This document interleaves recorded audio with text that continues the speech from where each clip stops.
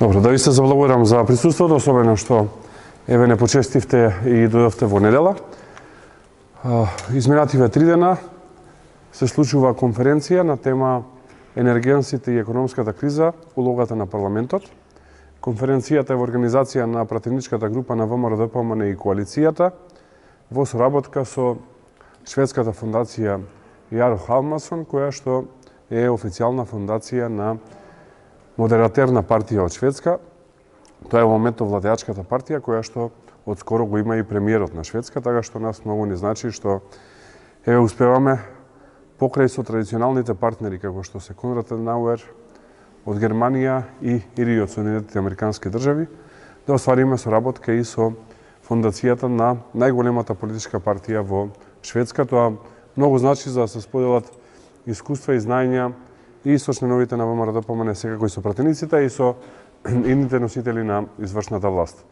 Овие 3 дена се разговараше за катастрофалната економска состојба во која што е Македонија, како што е исто така и немањето план за справување со енергетската криза. Веќе сме на крајот на ноември, почеток на декември, зимата е пред нас. Нема се уште јасен план за континуирано производство на електрична енергија. Домашните капацитети не се користат. Има масовен увоз на електрична енергија и компаниите ден за ден затвараат затоа што мораат да купуваат електрична енергија од берза која што е далеку поскапа од тоа што претходно го добива и на тој начин стануваат некомпетитивни на пазарот и за жал мора да затвараат. Да не зборувам со состојбата со централното грејење во Скопје или со начинот на грејење на остатокот на државата, каде што и електричната енергија, но и сите други енергенси од типот на дрва и се останато што се користи за грејење далеку поскапено и народот тоа го чувствува на сопствената кожа. Пратеничката група на ВМРО-ДПМН поднесе сет на закони и законски измени со кои што предлагаме мерки за намалување на енергетската криза и економската сиромаштија.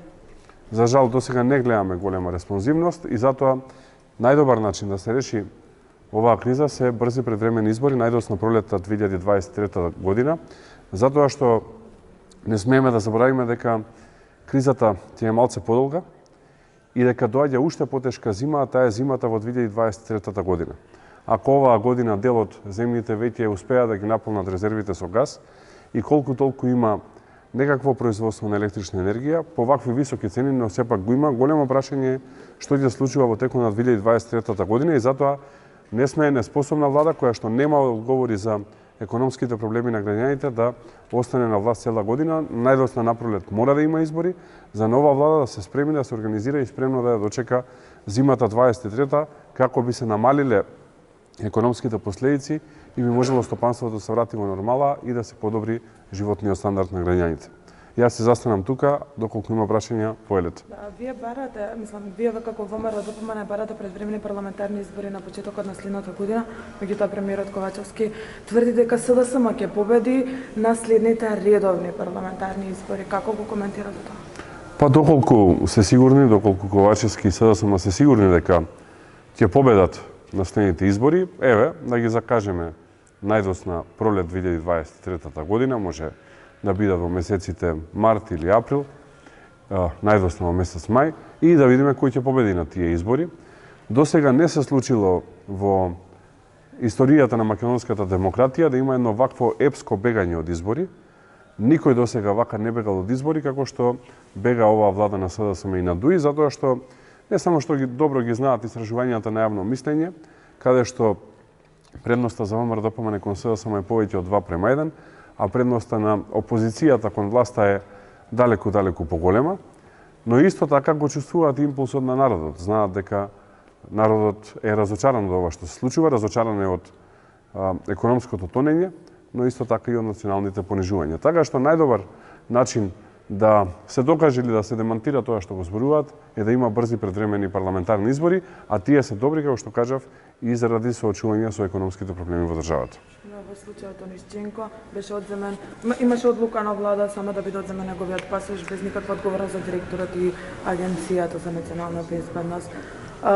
Што пропушти владата да направи, односно каде е пропустот според вас и требаше ли да има поголем одговор, односно треба ли? Па пропушти многу. Прво во однос на одговорност. Апсолутно сметам дека треба да има одговорност на 3 нивоа. Првото ниво е на директор на Агенција за национална безбедност, кој што веднаш треба да си поднесе оставки и воопшто не треба да помислува да оди за амбасадор во Париз, затоа што еден ваков скандал покрај неговиот личен имидж го руши имиджот на Македонија. Второто ниво на одговорност е министерот за внатрешни работи Оливер Спасовски, затоа што самата влада призна дека основот по кој што пасејаните го одземаат државјанството на Онишченко се погрешно дадени податоци, а токму Министерството за внатрешни работи е задолжено за правилно земање на податоци за издавање на лични документи од типот на лична карта и пасош. Така што постои сериозна одговорност кај министерот за внатрешни работи, а да не заборавиме дека тој е човекот кој што стои позади аферата со познати 215 македонски пасоши за криминалци, а веројатно се многу повеќе. Гледаме дека со македонски пасоши се испоубија и по Истанбул, и по Киев, и по останати европски метрополи бандитите од целиот регион. Исто така гледаме дека светски мафии од типот на италијанската користат македонски пасоши за да ги прикријат сопствените действувања, така што тоа е второто ниво на одговорност. И секако третото ниво на одговорност е премиерот, односно претседателот на владата, затоа што ова е скандал кој што покажува две работи. Прво, дека се руши имиджот на Македонија, но второ, дека безбедносните служби воопшто не функционираат.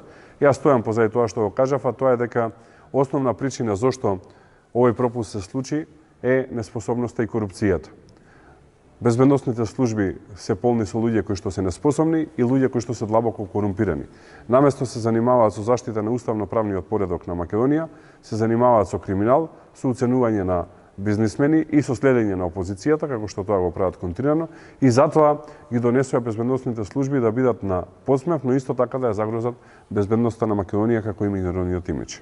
Како ја коментирате изјавата на лидерот на преродба, бугарскиот политичар, дадена тука пред неколку дена на отворањето поточно на бугарскиот културно-информативен центар?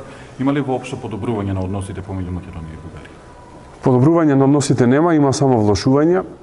Гледаме дека континуирано од страна на Бугарија има провокација кон Македонија, во таа насока се и отварањата претходно на двата бугарски клубови, во таа насока и посетата на Костадинов од природба.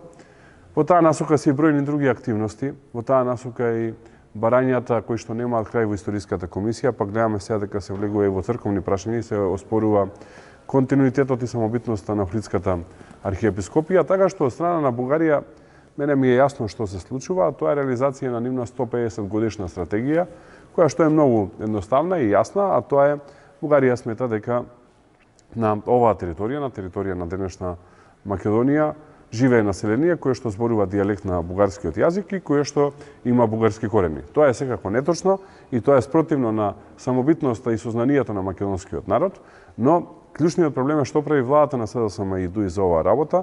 Не само што не прави ништо, туку гледам Бујар Османи ќе се среќавал со тие кои што ги прават провокациите, со основачите на овие здруженија.